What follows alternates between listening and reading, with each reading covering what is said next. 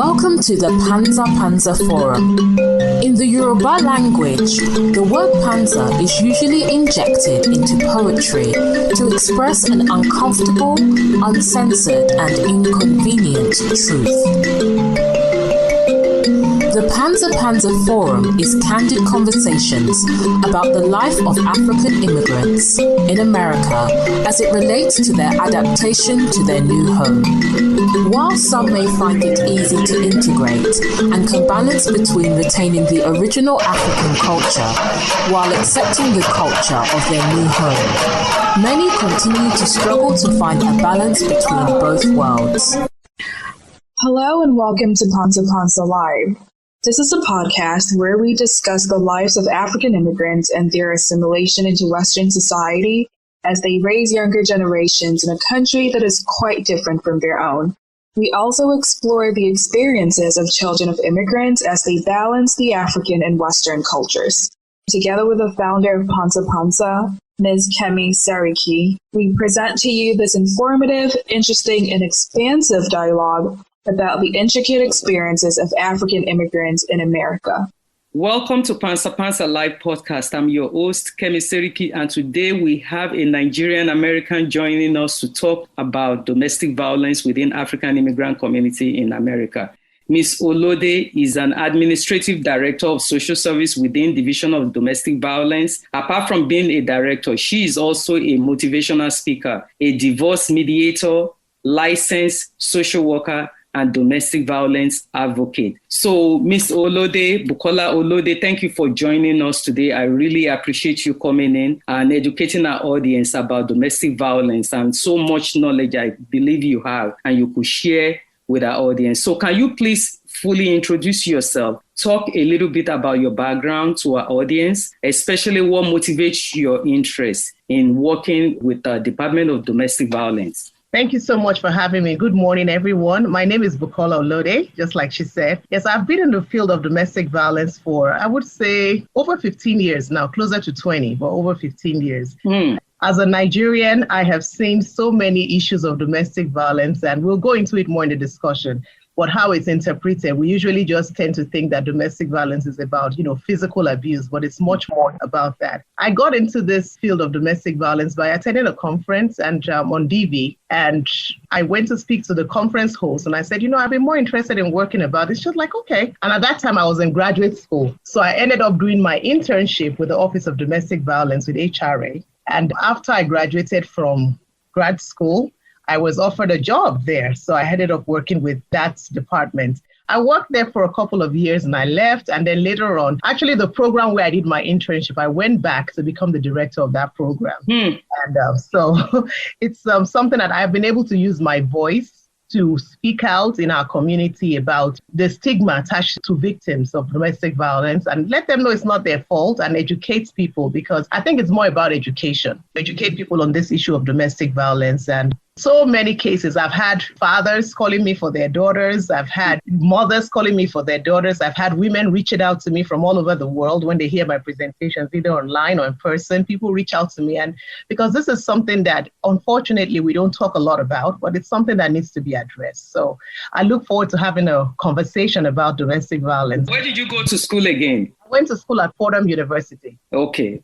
What are the functions of domestic violence unit within the city of New York? So within the city of New York, they have several programs. They have so many programs. Within HRA, where I work, we have the shelter program where people who are in dire need, if they need to go into a domestic violence shelter, there are shelters that people can go into, like for safe haven, because you hear on the news so many times that a woman was shot. It's usually women. I mean, it happens to men, but for the most part, it's women, where a woman was killed by abuser or even her child, or her husband, her boyfriend. So you have these domestic violence shelters where people can actually go into, which is anonymous. Nobody knows their location. So they can stay there while they try a safety plan and determine what's the next best plan of action for them. Usually they would help them to relocate to another area that is unknown to the abuser. And the program that I ran with the City of New York is called the Alternative to Shelter program, where you have an alarm system that is given to domestic violence victims who can safely stay at home. Because, the severity is different for everyone. That's why an assessment has to be done. So if somebody is able to stay at home and there's an order of protection against the abuser, there's an alarm system that we provide the victim that they can stay. We usually call them survivors, not victims. So to the survivor where they can stay at home. And this alarm system is connected to a response center. So that response center, once the woman is in, and most of the time, like I said, it's women. If the person is in distress, they can summon the police without the abuser knowing that they summoned the police. So there's a button that they press and everything that is being said is being recorded. It goes to a response center. The response center can determine if they need assistance and then send the police automatically to their homes. So I can provide information on that program as well. Yes, maybe something that you could give it to me later on, and then I'm going to also write it on website notes when it's published. Apart from somebody calling the police, do they also help process order of protection, immigration support if it's needed, as well as welfare benefit? Yes. Across New York City, there's so many programs. So they have the family court programs. Depending on what borough you reside in, you could go to the family courts. I don't have the address on top of my head right now. Like for Brooklyn, you can go to the 350 J Street. There's an agency called Safe Horizon. They have a family court program. They can help with orders of protection. If there's a criminal case, which means if somebody was arrested, that automatically, you don't have to do that. The district attorney has counselors that would interview the survivor and they would help them get that order of protection. However, if it's a family case where somebody just wants to go in themselves, you can go to the family court program and they will do an assessment and assist. And yes, they can also help with immigration. I have had several cases. There is something that is called the Violence Against Women's Act, VAWA. They can file a VAWA petition for someone depending on their situation. So in the case of a VAWA petition, if somebody is being abused by a US citizen, and they don't have their own papers, they can, in the DA's office, they can help file that petition for that individual.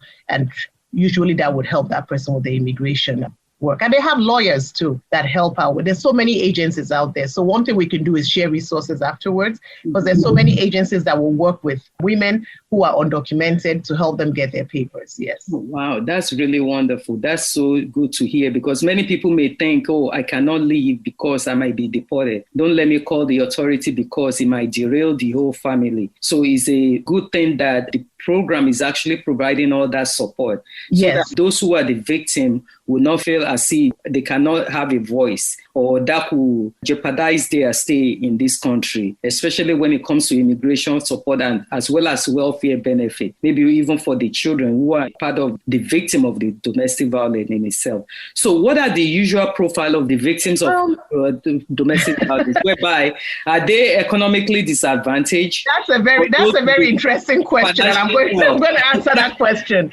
But before we go to that question, I'm not going to forget, I want to just touch back. I didn't mention welfare benefits. So in New York City, is our audience New York City or is it worldwide? Worldwide, Okay, yeah. but for New York City, we have family justice centers in every borough. So even if you don't know the address, you can just Google Family Justice Center. They can walk into any family justice center. There's assistance with immigration, order of protection. There's assistance with welfare benefits, food stamps, and things like that. So they would help with all that. So back to your question, what is the profile of a domestic violence victim? That's a very interesting question, because there is no profile. There is absolutely no profile of a domestic violence victim. There is no way you can look at someone and say this person is going to be a victim of domestic violence, because domestic violence cuts through all cultures.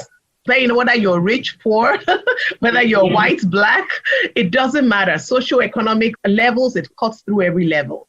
There's no typical profile for a victim of domestic, because it happens to anybody. Mm-hmm. We've had people that are judges who are domestic violence victims. I have had police officers that carry guns, not one, not two, who are my clients. It can happen to anyone. I know we wanted to go into the definition of domestic violence. The bottom line is that domestic violence is about power and control, and it's about a pattern. So somebody has power over another person in a relationship, and there is a pattern. One thing I always like to distinguish when I'm having these talks is that domestic violence is not situational conflict. Maybe you and I, we get into an argument and something happens. No, it's about an imbalance of power. Somebody feeling that they have power over another person. And it doesn't matter the size. You can have somebody who is like 6 feet and have somebody who is 5 feet, abusing the person because that person has dominative power emotionally over that other person. And that person is afraid, even though physically this person can actually take this person out, excuse my language, but that person is afraid because that person has dominated their mind with fear. So that's the bottom line. It really doesn't matter. It happens to anybody. It is easier if people have certain resources. It's easier to navigate and to get through it, but it doesn't mean that it happens less because somebody is in a certain economic class. No, it happens to everyone. Everyone. I remember it's so true what you said, because years ago when I was in school myself, and one of my professors invited me to come to a domestic violence conference. And part of the people who came to talk, actually the lady is a medical doctor and she is the victim. And her husband is a rabbi, well respected within the community. And she went through all this abuse, many times with black eye. She wear dark shades all the time to the job. It's as if she was in denial of her experience, and she didn't want to come out and tell anybody that, this is what she was going through, because she felt as if is well respected within the community as a rabbi. Who is going to believe her? That's a key statement you just made. Who would believe her? This is one of the reasons why women stay silent. We ask who will believe us. And I said that the last presentation I had, I remember I was saying that we're talking about in our community, African community. I said many women choose to stay silent because they're afraid that nobody will believe them. So for those of us who are, either we're professionals, either we're friends, either we're sisters, either we're brothers, either we're pastors, whatever role we're playing, one of the first things that we owe somebody who is coming to us is to believe them. Because when we believe them, then we can actually listen to what they have to say. Because it is something that for many people is stigmatizing. People feel like, there's something wrong with me, and they're ashamed. But if people came out and let people know that this is not as uncommon as you think, it's not peculiar to you, and it's not your fault that this is happening to you, and believe that it's, sometimes people go to other people and they say, I'm going through domestic violence, and they're like, maybe he was just angry, maybe he was just drunk, and they minimize it. And, when something is really hurting you and you're trying to get help and it's minimized, then that shuts the person down. Then you don't want to say anything anymore. So I think the first thing that we owe people is to actually believe them. Believe them. And like you said, some people may actually downplay it, because I've heard story of a woman who went and approached another woman that her husband slapped her. They are both Nigerians. The woman that she approached and told her that her husband slapped her, she said, he only slapped you? You should see what my husband does to me. He actually beats me. So she started showing the mark on her back and saying, he beats me here, he beats me there. This is the mark of the violence that he placed on my body. Try to convince the other one that at least you have it better, which is part of the conversation that we need to dig into within our community. Yeah. Acceptance of it. Why do we normalize abuse? Yes. Why do we normalize abuse? And it's so many layers. It's like an onion. It's so many layers that we're going to have to peel. Yeah. Why are we normalizing abuse? It first starts with, how do we look at the girl child? We look at the girl child, that the girl child is not as good as the male child. And that's where it starts. Growing up, I've seen so many situations where even when you go to gatherings, it's like, give the best food to the men. And sometimes the women don't even get anything to eat. You have to serve the men. But and maybe the women are the one doing the work. It starts from our mindset. How are we thinking about ourselves? How do we view our women? You have a woman who would go to someone that she respects and say, this is what my husband did to me. And they will tell the woman, kneel down and beg your husband. I mean, if you have to kneel down and beg your husband for doing something, what you're telling him is that you're not important. You're not as important, that whatever he does, he can do anything he wants to do with you. So I think we really have to change the narrative. We have to start changing the way we're thinking about ourselves. Because if we start to look at ourselves like, I'm Christian, I always say, as a child of God, as a human being, I'm fearfully and wonderfully made in God's image. And so the same thing for my sons too. And every one of us, we're all important to God. And I think that God is interested in our happiness as people collectively, not just one set of people that should be happy. Mm-hmm. If we now start realizing that we are worth it, that even when we're in relationships, that it's okay for us to be happy, it's okay for us to be treated well, for us to have an opinion, in our relationship, for us to be able to make collective decisions, then I think the dynamics will begin to change. Because going back to the example you gave, somebody came to someone and said, my husband slapped me. And the person is telling him, your husband just slapped you. My husband, look at what he did to my back. Like, it's okay. This is what is expected. This is what is expected as a wife. Your husband has to beat you. I've had situations where somebody actually said to me, he was so bent, like she was looking for a husband. And she was so bent that she made this statement. She said, it doesn't matter. Even if I I get a man that beats me, at least I will have a husband. So how do we see ourselves? How do we see ourselves? If we see ourselves as God's children, we're worth it. We don't have to subject ourselves to those things. And in society too, make things so difficult. They pathologize certain things. If a woman is single and you're a certain age, it's almost like you're sick. If you are divorced, it's almost like you have the bubonic plague. These are things that sometimes make women keep quiet, because they'll say, I had somebody tell me, this is someone very close to me, and said to me, she said, you are in America. She's not in America. He said, I said, you are in America. She said, over here, if you don't have somebody that they are calling you, somebody's wife, nobody will respect you. So when you have that ideology that the only way you're going to earn respect as a human being is by being the wife of somebody, irrespective of how that person treats you, you just want to be a wife, and then you take all this. I also think that the older generation owe it to the younger generation also to model right behavior, to model what they should see in relationships, because many times people are living what they saw their parents lived as well. So if we model the right things for the younger generation coming, saying that, you know what, everybody deserves to be in a relationship that is free of abuse, where there's love, where we can love each other and respect each other, and it's free from abuse, then that will be the expectation. But if like this person went to someone, the expectation is that your husband is going to abuse you, then it's going to continue and it's acceptable. Yeah, we need to address it because we tend to normalize abnormal behavior.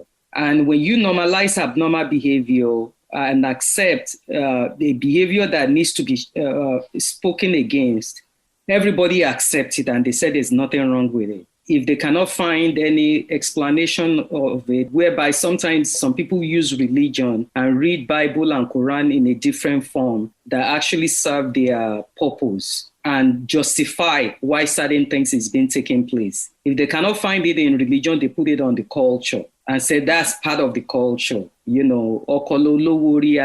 husband is the head of the household. All that talk that comes into play. So we are normalizing those kind of behavior. And when you will continue to suppress women saying that, if you don't have a husband, you are less of a person. If you don't have children, you are less of a person. You are not part of the club, of this club that is created. Not everybody has to belong to the club anyway. I've been a single mother for over 20 years with my children, raising them by myself. And one thing that I try to do is to block my perception of other people, what they see, how they see me. How you define me does not mean that's how I define myself. So all that kind of mindset is what we need to bring to our community to make women hold on to themselves and actually appreciate who they are without succumb to certain cultural belief or religious belief that continue to suppress women. So those changes has to be taking place because culture is not written on stone that it has to be this way. There could be changes. And who created the culture anyway? How was it created? Was it created to suit that moment at that time? Who defined culture anyway? Who defines the roles of what women are supposed to be, what men are supposed to be? Is part of the conversation I will continue to have on this podcast because it's all about talking about uncomfortable conversation and bringing issue that people don't really like to talk about openly. So that's part of it. So to educate our audience, can you explain types of domestic violence? Because like you said, many people think domestic violence is only physical, but it's more than that. Yes, definitely. So there are subtypes of domestic violence. There's elder abuse, there's dating abuse, there's sibling abuse, there's child abuse, there's spousal or intimate partner violence, intimate partner abuse. That's the one we usually talk about between two people who are in a relationship that are not related to one another. However, when we talk about the different types of abuse, you have verbal abuse, you have physical abuse, you have emotional abuse, you have sexual abuse, you have economic abuse. These are very common. For verbal abuse, you have name calling, insults, demeaning nicknames, using language to make you feel powerless, criticism. You have some women who, no matter what they do, no matter what they accomplish, the person that is supposed to be their partner will always minimize it. Kilotishe, what's the big deal? What's the big deal there? You bought a house, so what? And there are people that have bought houses. Like not minimizing your accomplishments, just making it seem like you're not doing anything. Or calling you names. You have people that they come out in their suits, look nice, and then when they get back home, the husband will say things. I'm speaking Yoruba because I'm Yoruba. Your husband will say things like, "Oh, look at you. You look so fat in that outfit. Who would even want to talk to you?" You're so ugly. And, unfortunately, when people start hearing these things long enough, they begin to believe it. And then it affects the person's self-esteem. Yeah, the person may not hit you, but the person has reduced you to nothing. The person begins to feel worthless. And this can lead to depression. It can lead to so many things. A lot of women are out there taking serious medications now, because of the things they're going through. It's not even beating, it's just kind of words. Before, I used to think it was women that just nag, but now it's like so many relationships. You have the men just nagging on the women most of the time because these women are hardworking, they're bringing more money to the table, and it makes them uncomfortable. These are uncomfortable conversations. But sometimes you find that these are the things that happen in relationships where you have the man beginning to feel like, I don't have this much control anymore. The only way I can pull her down is to demean her and belittle her just because she's hardworking. That's really psychological violence and emotional abuse. Yeah. You have the physical violence, which is the beating, the kicking, the punching, the slapping. That's the one that is most common. When people talk about physical violence, when it comes to sexual abuse, this one people don't usually think it as sexual abuse, but withholding sex. If you're in a married relationship and one partner refuses to have physical contact with the other, that's a form of sexual abuse. That's a form of manipulation too, or coercion, rape, incest, attacking people's sexual parts, treating the partner like a sexual object, doing things the person doesn't consent to, or denying the person birth control. Some people would say you can't use any birth control. So you have a woman who was pregnant 9 months ago and she's pregnant again. And these things, unfortunately, in 2021 are still happening. Or denying sexual health protection. So you have somebody who is going out there and is cheating around and is telling them, if you go to the hospital, they're going to look at you somehow. And this person is sick, knows that the person needs help, but they're not going to be able to go out there. That's a form of abuse. These are things that people don't think about. When you're thinking about abuse, you don't think about things like that. And then what you were saying earlier, emotional or psychological abuse, destroying somebody's self-esteem, making them feel worthless. Even when they're doing well, they can't see it for themselves, lying to that person or making promises you cannot keep, withholding affection, manipulating them, humiliating them in public or even in private. Those are things that people don't see, but these are things that happen behind closed doors. Economic abuse is a very common one also in our community, very common. If you go on all the social media websites and you see where people are writing things anonymously and you see how people are being cajoled, just like we said, because people feel like they have to have certain status to be able to fit into being acceptable in society. So they will buy their way through anything. And you have people manipulate and use them. You work hard for your money and you give it to somebody who doesn't do anything good with it. And they keep on wasting your money. You can't really see what you're working for. Or you find situations, this is not so common in this part of the world where you're making the partner financially dependent on you. There's still some people that it happens to, that when they get paid, the other partner, the dominating partner will take the money and make them ask them for everything. Whatever you need, you have to ask me for it. I want to be very cautious in what I'm saying, but you have some churches that preach that everybody must have a joint account. It works for some people, but it doesn't work for everybody. And then because personally, I cannot find myself as a grown woman. At that time of the month, I have to go to my husband and say, can I have $10 to go to CVS and buy some sanitary napkins when I work 35 hours a week? But these are things that happen where somebody has to now become financially dependent on the other person. So you feel you have to behave a certain way so that this person would oblige you to oblige your request. So that's a way of reducing you from who you should be as a person. Forbidding the partner to attend school or keep a job. We've seen this so many times where somebody says, I want to go back to school and further my education. And the other partner says no. I've had situations where I called a young couple and I actually explained, I said, it will be a good idea for this person based on where they are right now to take this course. It would help them to further down their career. I had the conversation the first time. I had the conversation the second time. And I realized that this person didn't want this young lady to do anything. So I had to back off because one thing that we learn I think one of the first things we learn in social work school is that everybody has a right to self-determination. We do not force services on people. We do not force anything on anybody. We can help you and let you see the big picture, and ultimately you make a decision on what you want. So when I realized as a human being, I feel bad, but I can't interfere because this is not something that they're open to. But he doesn't want her to do that. Maybe what's the fear? Maybe the fear is that if she goes to nursing school, she'll start making more money than me and she won't be able to listen to me anymore. But I was thinking that if she goes to nursing school, you have more money in the family, you guys can do better things together. That's their own view. Sometimes you have people harassing people on their job. We've had cases where people lost their jobs because the abusive partner keeps on calling the job, come to the job and start threatening her. And then the employers have no choice but to let this person go because this person's presence on the job has become not only a danger to herself, but a danger to others on the job as well.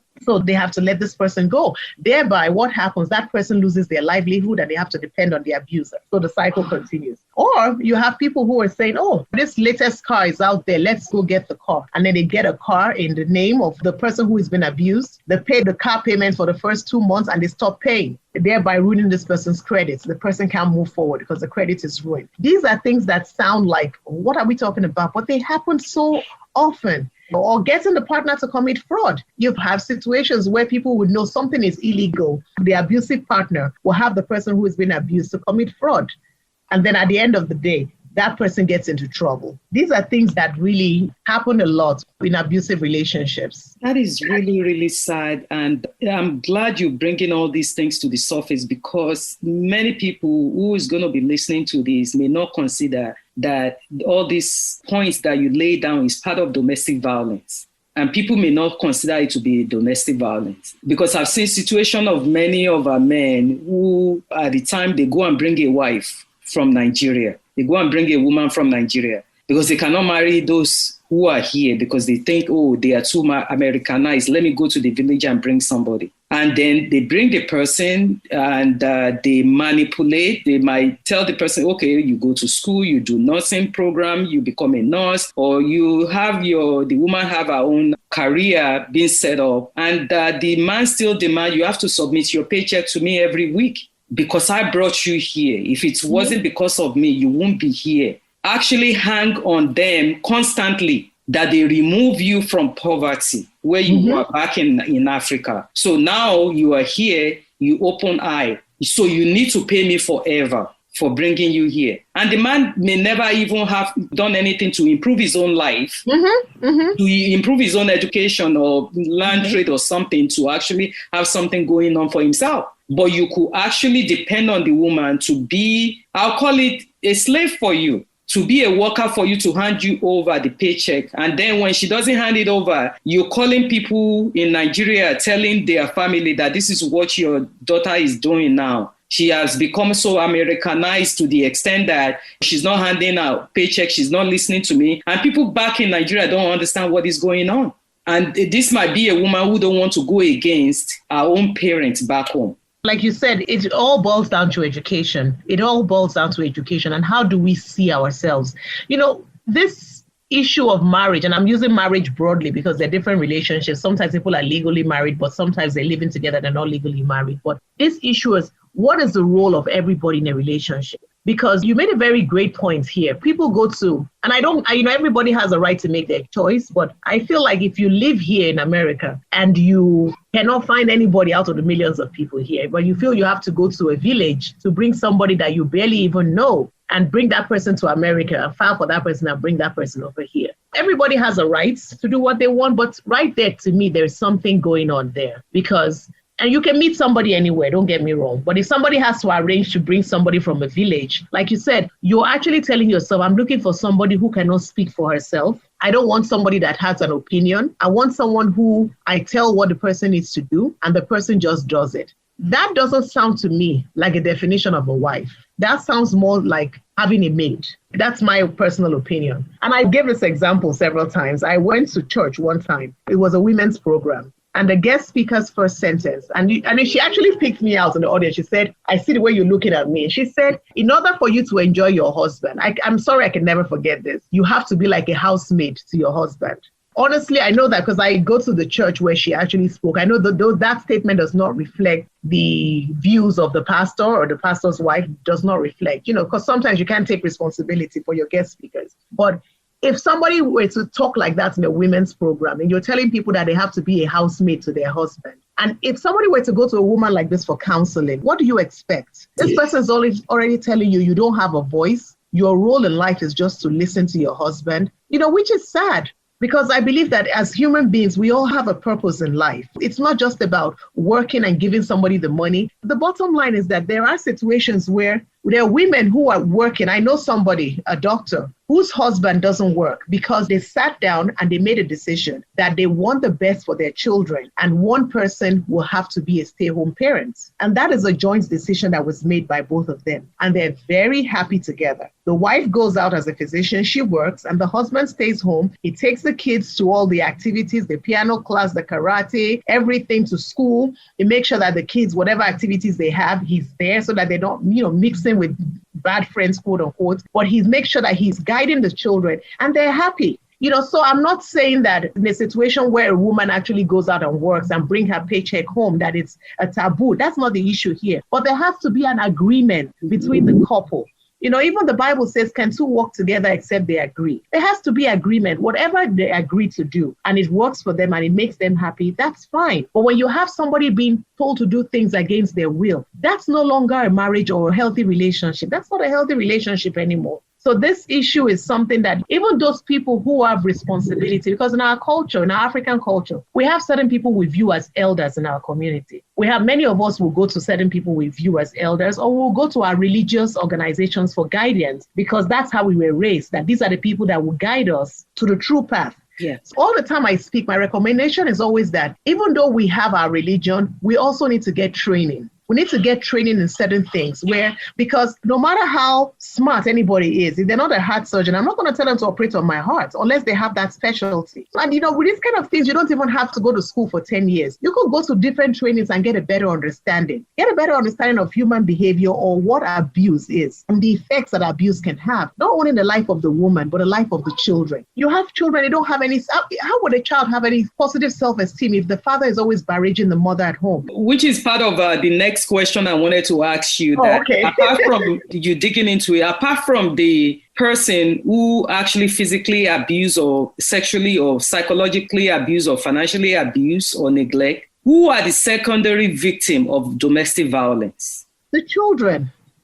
The children. It affects them in so many ways. It affects them. You find that some kids, when they get to school, depending on the age, they're different. They can start acting out in school. They can start acting out because they're sad, and children express their frustration in different ways. They can act out, or they could be very quiet. They won't say anything, or they could be easily provoked. Somebody just says something, even if it's just, I know kids sometimes can be mean. Even if it's just a casual joke, they can blow it out of proportion and start fighting in school and start having issues because they're not happy in the home with what's happening at home. So it's not just, and this sometimes you find a lot of, maybe when they become teenagers, they start to use drugs, they start to do things that you wonder. And then the same parents will wonder, why are you behaving like that? They're behaving because they're living in a dysfunctional home. Yeah. If the home is not settled, you're not going to be able to have happy and productive children. So that's why certain decisions have to be made. If many times you find that, and I know probably that's another question down the line, you ask, why do people stay in these relationships? People say, I stay because of my children. I don't think so.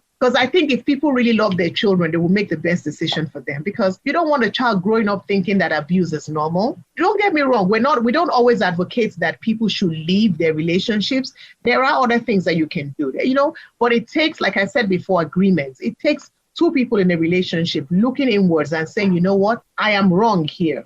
And I need help, because everyone can change. I believe that everyone can change. But the only way you're going to change is if you acknowledge that as a problem. If you acknowledge that as a problem, then you can look for solution, and then you can find a solution to that problem. So this definitely affects children, and not just while they're children. Even when they grow up, you find that many people who abuse, they saw their parents abuse as well. I had a grown man who was telling me the other day that and he was saying it so casually. My father used to slap my mother. And I was like, wow. And, it didn't mean anything to him. It was like, it's something that, my father used to slap my mother all the time. So it's not a big deal. And it could also affect, because many times I've come across many of our young generation through this podcast that I'm doing, or what I've been involved with Pansa Pansa for over 3 years or 4 years now. And I've spoken to many of them. Many of our young children born here or brought here at a very young age, that they are of the age of marriage, don't want to be married.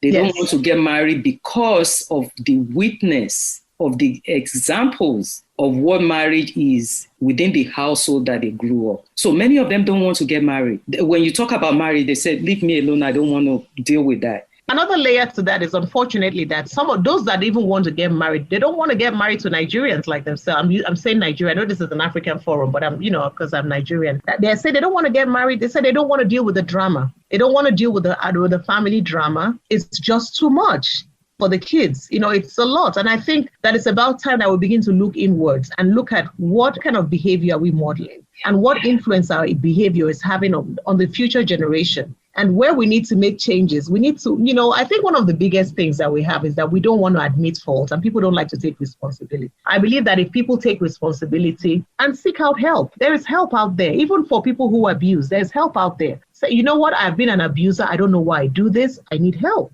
And then many counselors would not see a couple who is actively in domestic violence together. They would see them separately. And as things get better, then they can now begin to see them together. But the bottom line is that people have to take responsibility for their behavior. It's not about, I saw on the news recently and on social media, somebody in Nigeria, he beat his wife and the woman was a doctor. She had all these scars and the governor came on TV and he said he settled it for them. How can you settle it for them like that? So the woman just kept quiet and accepted. No, the man has to take responsibility. Because we come from a society that normalizes such behavior. Yes. And abnormal behavior is not being challenged. It becomes normal. And everybody accepts it as if that's the way we have to do things. And you make such a great point when you're talking about clergy in the mosque, pastors, all these people who are religious leaders need to educate themselves regarding issue of domestic violence, mental health issue, because you cannot counsel people only based on your Quran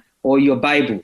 That is true. There's so many changes that is going on within the society that Quran and Bible may not have the answer for it. And one size doesn't always fit all. Yes. So if you are going to continue to counsel people, because I've seen even many American churches who are African American churches or other race in this country, that many of the pastors, they go into education regarding issue of domestic violence, education regarding mental health, so that you recognize that I am a pastor. I don't have specialty in certain area. I need to send these people for help. Yes. I want to give credit to a lot of churches, even Nigerian churches, because I have been called to speak at Nigerian churches, African American churches. A lot of pastors are more open now to having these conversations. So they invite us and they tell us, you know what, come speak freely. Talk to everybody about domestic violence. And I've spoken in so many different churches about this issue. So it's changing. And the pastors are realizing that we don't have all the answers. So we need people who are the experts to come and educate us and speak to us. I always say one thing, that when we know better, we do better. To use this example, I know it's old.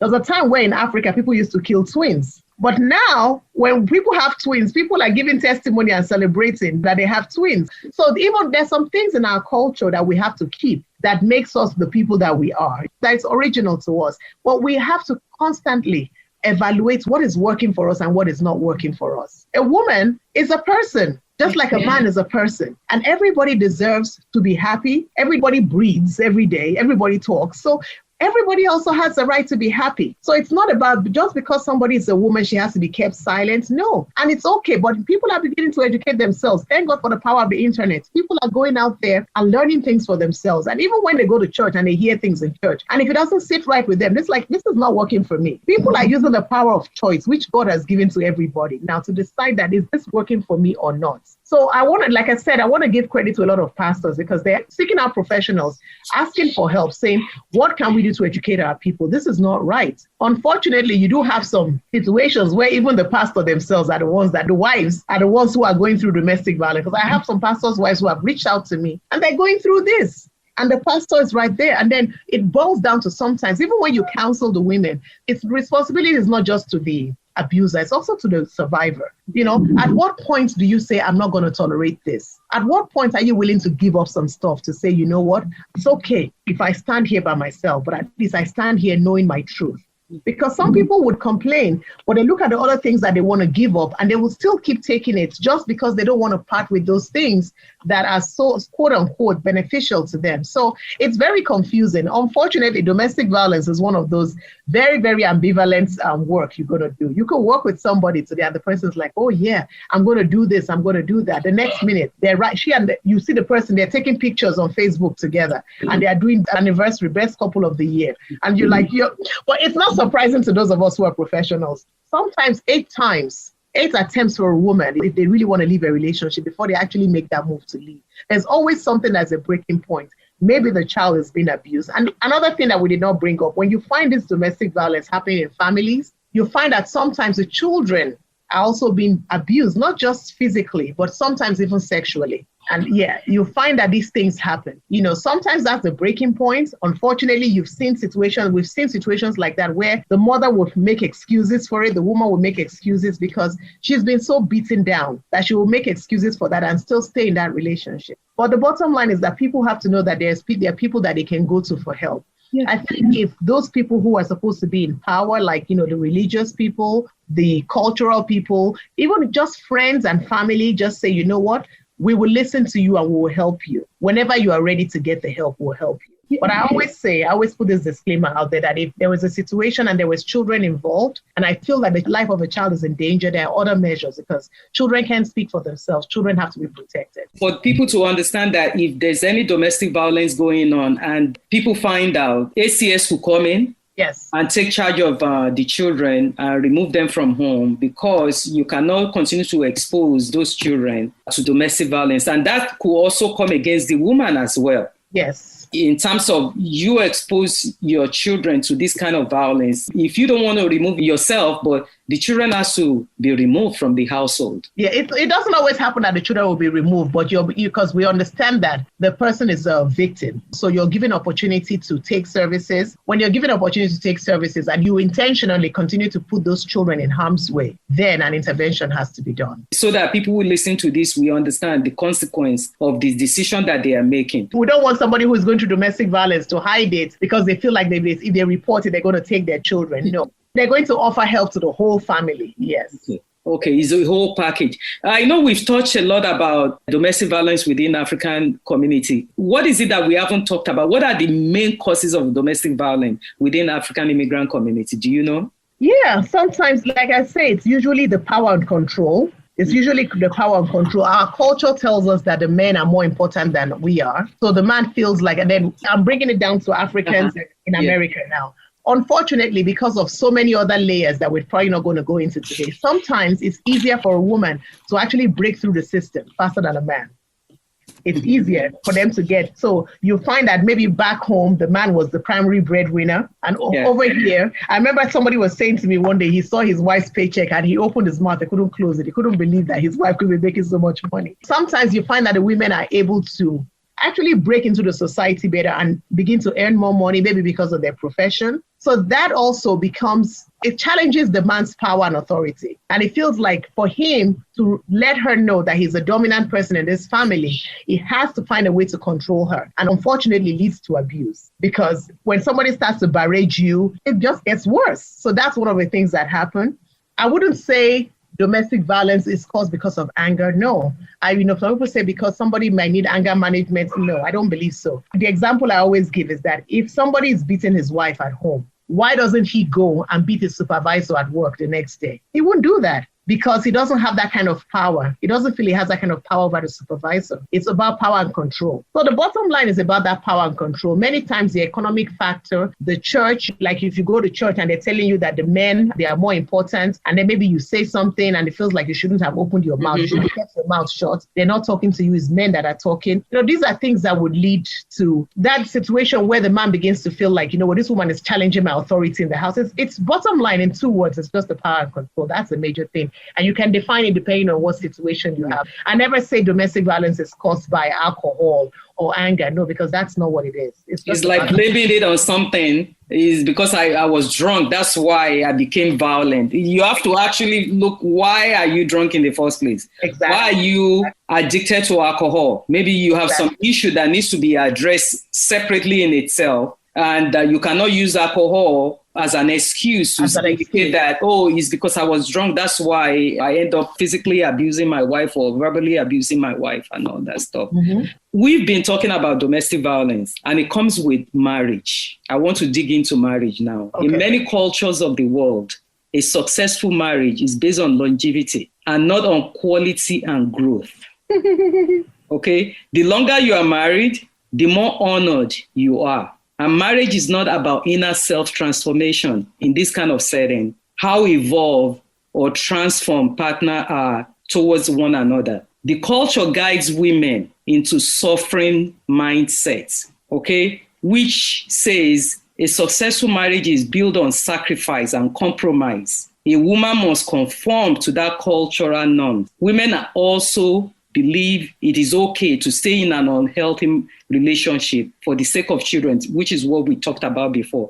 Can you speak more on this concept or talk more about the past experience you've seen in many of the clients? Okay. So a very small percentage of my clients in terms of my day work are Africans, but definitely on my own personal work, I've worked a lot with a lot of Africans. Mm-hmm. You're very right. I mean, you spoke very clearly when you say that people equate a lot of success in marriage to longevity. You hear a lot of, we've been married for 40 years, for 50 years. And, it doesn't matter how happy or what did you learn? It's like if you just learn to keep quiet, then it's okay. And it just boils down to what we've been talking about all day, about the perception as a people. It's not about happiness. You find people who are miserable, who their husbands are beaten, who look at somebody who is divorced and look at the person that this person has a problem, even though that person clearly is living a better life than the other person. The person is clearly happier. The person is doing well in all areas of life. The children are doing well. But that person still looks down on that person because they feel like because you're no longer married, there is something wrong with you. It all boils down to, you did mention something where you used yourself. It's about how you feel as a person, not what anybody says about you. It's what you feel as a person. If you're happy, that's up to any other person. Because my mother used to say something. She said, you can deceive the world, but you can't deceive yourself. So the people who are doing the 40-year anniversary and putting it on Facebook, knowing that they're not happy, they have no connection with the person that they have the picture with, they can put the picture on Facebook, but they know themselves. The bottom line is that for you to be free as an individual, you should be able to be your authentic self. I think that's the best gift anybody can give to themselves, to be your true self and to be happy with who you are. And when things are not working for you, seek help. Go out there and look for ways to improve your life, because life is about learning. Life is about, we have to keep on learning every day.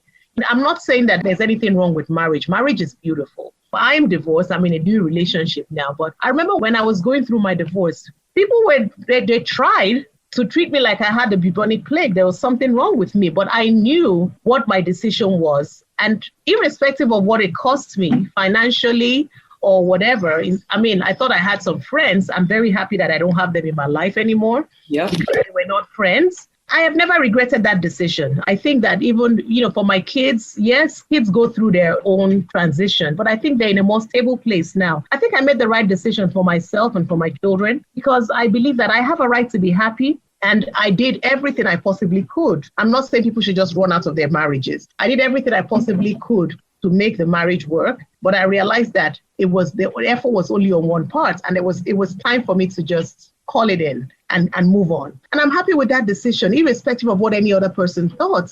I'm living my best life now. I could have been in there. I could have been saying, I can't remember, but I think it would have been about 25 years now. I would have been saying, we're having, I don't know if it's Silver Jubilee or something. I would have put pictures on Facebook and said, we're having Silver Jubilee when we have no connection. We owe it to ourselves to be true to ourselves. This life, at the end of the day, it's not about what people think about you. You have to know what works for you as a human being. Who defines your happiness? Yes. Nobody's living your life. Nobody's living it within your home. And one thing I see with a lot of communities that we live our life according to how we want people to see us. Other people have to define who we're supposed to be, who we are, even though inside of ourselves we're really suffering. So who defines your happiness? Why do you have to live your life according to what some group of people have to say? Because the value is not placed on quality. The value is placed on, like you said, the longevity. Longevity. It's like people, and many of these 20, 30-year-old people, they don't even talk to each other. They don't even know. If you ask them, what does your wife like? What does your husband like? They don't even have any clue. They don't do things together. Everybody's moving in parallel lines. They're not doing anything together. Unfortunately, like we said earlier, this is what our children see. I spoke to a young lady recently. She has her master's degree. She's in her early 20s. And she was telling me, she said, so much hypocrisy in the African community. She said they're hypocrites. And this is why these children don't want to be bothered. because they didn't see any, you come out, when we go to church, everybody sits together, they wear the same color and they put on the gele and the fila, and everybody looks like they're together. When they get to the house, everybody is doing their own thing. They're living under the same roof. They don't have anything in common, but they come and give this public persona that this is who they are, but it's not who they are when they get home. And they forget that these children live at home with them and they see them. They see the behaviors. So it's about time that we just need to be true to ourselves. And like you said, who defines your happiness? It's about living a quality life. Life can be lived so, you can live your life so freely where you don't have to worry about what this person says, what that person says. Because the people that you're thinking that are even saying things about you, they're trying to figure out their own lives too. We're all in this race together. Everybody's trying to figure out their life. You know what works for you. You know how, and then you live your life. Be true to yourself. We're not sitting down here advocating that people should divorce, but let's model the right behavior. How should a man treat a woman? How should a woman treat a man? They're partners. They come together, they work together, they make things work together. I gave an example of the woman and her husband who sat down together and said, you know what? The woman is a doctor. I don't remember the man's profession, but he's educated as well. And she said, my income as a doctor is enough for this family. We don't have to have nannies watch our children. One person can stay home. And he's okay with that. He's confident. He doesn't feel less of a man. He's confident and he's taking care of his kids and he's working for them. If you have maybe somebody come and stay inside our home, now they will say, the woman has charmed the man. Can you imagine? The man is the one washing the dishes and she's going out with her bag every day. And they come and pollute that family for something that has been working for them. So people need to stand up. Somebody gave an example the other day and said, he likes to do things. He likes to cook for his wife. He likes to do all this. And then his mother was coming to visit and he's afraid of what his mother was going to say. And I was like, you know what? You don't need to be married. You don't need to get married because you're not yet a man. When you're a man, you're happy. This is what you like to do. Some men love to cook. I have one of my sons. He loves to bake. If we want to bake in the house, he's a man, but he loves to bake. He's the one that will bake. It doesn't make him less of a man. No. That's what he likes to do. And if he gets married and he decides he wants to be the one baking all the desserts in the house, so be it. But this is why there's need to, within African immigrant community, to promote many of our men talking about their own feelings as well, saying that it is okay. There's nothing wrong in me going to the kitchen, cooking. There's nothing wrong in me taking care of my children because it's part of my responsibility. The same way my wife could do so many of all these things, so could I. Okay, we are in marriage as a partner. She's not there to serve me. We're here to serve one another and serve the benefit of the marriage as well as the children. Because those people who are making all those comments, how dare you? Who do you think you are to actually judge another family the way they want to live their life? Exactly. Who do you think you are? And we let that to continue to have control over our own household. If I were a man and somebody said, do they slap you with some stuff for you to be so down low that you have to be taking care of a household chores for your wife? I mean, what do you define as marriage? Who came with that concept? Exactly. I think it would be very nice to have my partner on the show so that he can give the male perspective. Oh, that would be great. I wouldn't mind. He can give the male perspective because I always say, I don't want to do house guests because I don't want anybody destroying my home. No, because, it is not right. And we are ruining so many households. Yes. Many marriages being ruined because of all these beliefs that people think that they could just make any comments on any family. Face your front, face your own family. Face your front. Okay. So face your front, yes. You can come in and define how other people have to live their life in their own household. And it's because many times we don't engage in this open forum, conversation. And sometimes we attract gossip into our life. Because if somebody calls you and tell you, look at what this family is doing within their house. So if it works for them, if the husband is the one doing the whole housework, if it works for them, more power to that man. Yeah. And, I will also let many of our men know out there, it takes a real man to accept that there's nothing wrong in you taking control and taking control of the household chores as well. Yes. I'm going to make a comment to that because I remember many years ago, I went to a marriage conference for a church marriage conference. And I brought up that idea because I remember when I was married before, I would come home, make dinner, do homework with the kids. And then I had my ex-spouse on the couch with a remote. And I was like, this is not working. I said, you need to help out here. Maybe yes, on Saturdays it will help and vacuum, but we all go to work. We didn't have the option of working remotely at that time. By the time everybody gets home, we're tired. I need, some help. And I brought something up in church and I said, it would be nice for men to help out their wives more with chores. And I have never opened up my mouth and been so booed before. And it was like, they were, even including women, were booing me like, oh, you should sit down. That's not a valid question to ask. And, those were things I realized that this is not working for me. And like I said, I don't want to say too much. When you invite my partner to the show, you would see, he would be able to tell you that, like you said, when men, it's about partnership. We have a 4-year-old. I could say that I didn't change I probably changed maybe 25% of the diapers. He probably did the remaining 75. I want him to come next time because I want to be able to have a male point of view into what marriage means, what it's supposed to be, because that was very powerful within our community. Because he's an older gentleman, so it's not like maybe he's spring chicken. He's older and he's like, what, and he talks to his friends. What is wrong with you guys? You have everybody. This is a partnership. We all do everything has to be done together. And I'm not doing my wife a favor by going to the kitchen. No, I'm not doing her a favor. We are doing this together. I'm going to tell you a small story. Years ago, I went to Nigerian Day, Independence Day parade. And I was walking behind this man who held his young daughter. My daughter at that time too was very young. So he was telling the girl, he said, I took you out because I want your mom to sleep at home, to have a rest. I'm babysitting you. He used the word babysitting you.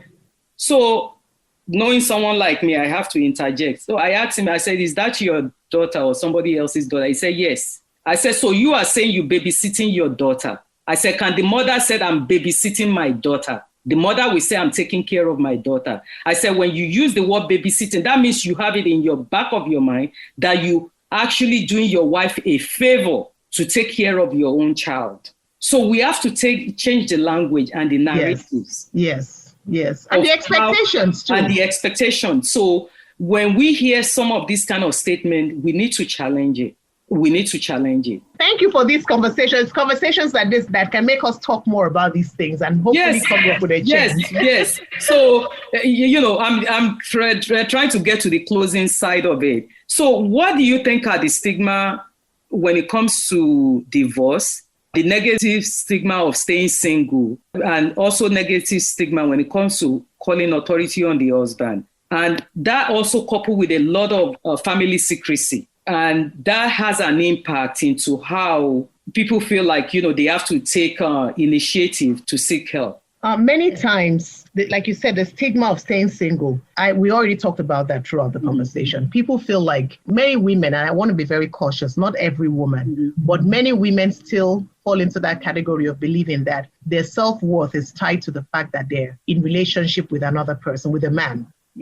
That if they're not in a relationship with a man, they're not going to be accepted in society. Maybe not so much in America, like in Nigeria. If you go to Nigeria and you say Miss, they'll be like Mrs. Or even many times you say Miss and they will call you Mrs. because they feel like you should be called Mrs. and not Miss. You're already telling that person that, you know what? No, you're not Miss. You are Mrs. You have to be Mrs. There's a message behind that you have to be a Mrs. somebody. And many people, believe it or not, it all boils down to your sense of self-worth. When you have that, if you have high self-esteem, it really doesn't matter to you what anybody thinks. But many people are battling low self-esteem. And, that's another conversation. You find people going into debts, people doing things that they don't want to do, people buying things they cannot afford because they want to belong and they want to give this persona, they want to give this idea that this is who they are because they want to be accepted. And then they go through all this. So this is one of the reasons why people, they will choose to stay with this person. They wouldn't leave. And many times people don't want to leave because of the sense of community. It's not easy. It can be very lonely in this country. It can be very, very lonely. People feel connected. Let's say you go to a form. In my case, my church community was like my family. I didn't want to lose that. That was so important to me. I think that was more important to me than even the marriage itself. But, obviously I've since gotten over that. But people have that sense of community where they feel like they belong somewhere. They don't want to lose that. So they tend to stay because of those connections, or my friends, my community, my club, my people that, every Sunday we decide we park our car in so and so place. We all wear this color together.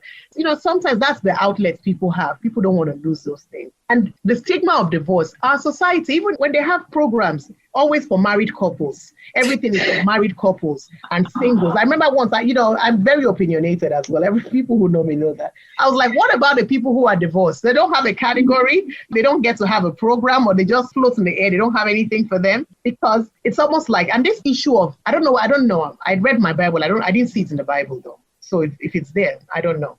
When they keep saying God hates divorce, God hates divorce, God hates divorce. I didn't see it in the Bible. I know that they would talk about divorce, but I didn't see that phrase, God hates divorce. But this is something that people talk about all the time. God hates divorce. So God loves, what is the marriage? Because what many people call marriage, I'd rather not be in that. I wouldn't pray that for my daughter, what many people call marriage, because to me, that's like slavery, that's like imprisonment. What is marriage? Marriage is meant to be, you're supposed to have somebody come together. You're not supposed to complete another person. You're supposed to be two complete people, completing one another and and learning together and growing together. You shouldn't be in the same spot where you were 20 years ago. You should have grown together as a couple, learn new things, and then you bring a family in if you choose to, and then nurture that family to grow, and then just expand. But it's such a different thing these days that it's like, once people don't even care. They don't even talk. It's like people worry about the marriage ceremony and then the title. Mm-hmm. And that's it. And so, I usually like to talk to young people and say, you need to have conversations. You need to have very, very serious conversations before you make that commitment. And don't feel like time is going away. You need to have serious conversations. When this person gets upset, how does that person handle conflict? Mm-hmm. How does this person treat not you? How does this person treat other people? You go to a restaurant, how does this person talk to the waiter? Those are things that you can use to know what kind of person this person is going to be in the future. What are this person's expectations of you? What do you expect of each other? You need to have this conversation so that when you get into the marriage, then you're not spending the marriage time fighting and trying to settle conflict all the time. You are actually enjoying the marriage. These are some of the things that I would tell people. So going back to the stigma of being divorced, at the end of the day, just like we said, everyone has to work on themselves. Everybody owes it to themselves to grow as an individual. And whatever decision you come to because of mistakes that people have made in the past, because if people learn the right things to do before going into these relationships, hopefully we won't get to the point of divorce. I don't really think that anybody gets married because they want to get divorced. Unfortunately, it's something that happens most of the time. Being a divorced person myself, I would say most of the time because you were not prepared enough before you went into the marriage. This is one of the reasons why I like to speak out now, that people need to know what they're getting into. You need to know who you're getting together with. Know what you like. What do you like what are the things that are important to you? What are your values? If that person doesn't share your values, there's no point. I heard people say, older women say, the only reason why they marry the husband is because they don't want to be left behind. And then years later, you're miserable with this man. It shouldn't be. It should be that people should be happy with themselves. That's the societal pressure of getting married. Yeah, societal pressure. And I remember meeting years ago, I came across one of our youth she was in her 30s at that time. And she said she's a divorcee. I said, at the age of 30, she said, Auntie, let me tell you, there's so much divorces among African immigrant young men and women who just got married. She said, because our parents tend to push us that we have to get married. And then sometimes you pick up the wrong person who you are not really compatible with. So we parents will do that and then extend it to also our children to do the same thing. Yes. So the societal pressure that you must get married actually make people settle for whatever comes their way. That is correct. And I'm happy you brought that up because I do have a child who's in her 20s now. I have never, since she was growing up, like sometimes people make subtle statements like, you better wash that plate because when you go to your husband's house, who's going to be washing plates for you? I have never had those kind of statements with my daughter, and I probably would never do that. But you're right, the societal pressure of young girls, when they come out of college, even all these aunties, please, if they're hearing me, please leave these girls alone, especially the girls, leave them alone. They go to a party, when are you going to bring your husband home? Leave them alone. Yeah. Keep them, they're trying to figure out their lives because you have to figure out yourself, know what you want first before you can actually bring somebody else into it. That's why many of our youth are not connecting with adults. They are not having conversation with the older generation within our community, because that's why I started this podcast, to be able to model how do we communicate with our youth. It's not about asking them, regarding your career choice, or telling them, you should be a nurse, you should be this, you should be that, you should get married soon. I have somebody for you who is going to marry you. All this other stuff, we think we are doing something for them. No. But actually sit down with them and have conversation and seek, how are they feeling? What are their challenges? What even can we as an adult learn from our children? Exactly. Listen to them. Listen to them. Because that is the purpose of community. If our children don't want to deal with us, they just leave us alone, saying, African parents out there, they actually have a general belief that they stigmatize African elders within the community, saying that, they're going to ask you A, B, C, and D. You can't really have conversation with them. So what's the point?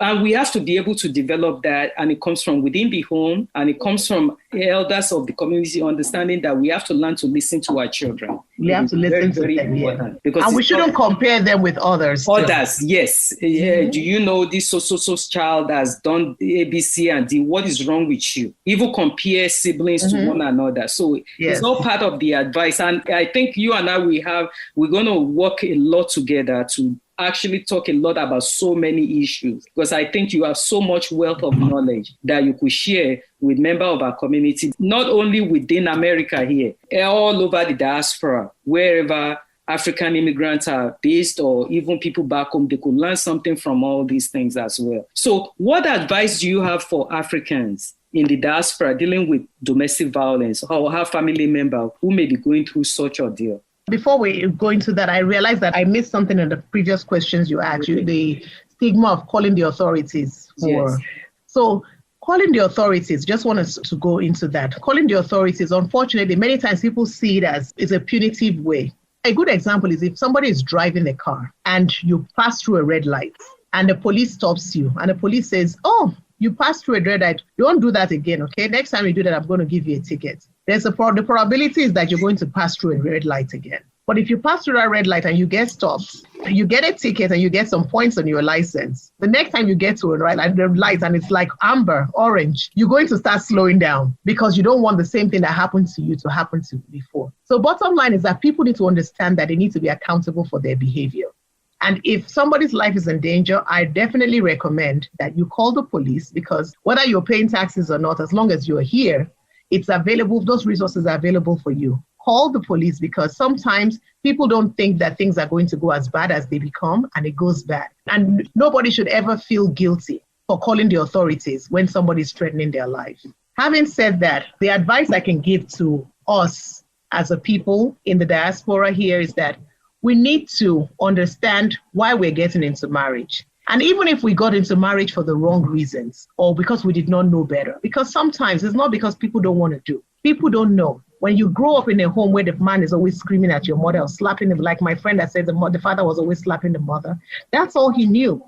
But just like we have all come here and we've all learned new behavior, we also need to seek out help and say, you know what, how can I learn to behave better towards my family, towards my wife, towards my children? Everybody can make a decision. We have this power of choice. We can decide that we want to change, we want to do better. If you go to a job now, you want to keep that job, you're not going to go there and be fighting everybody. Even if you have a fighting spirit, you will look for ways to control that behavior.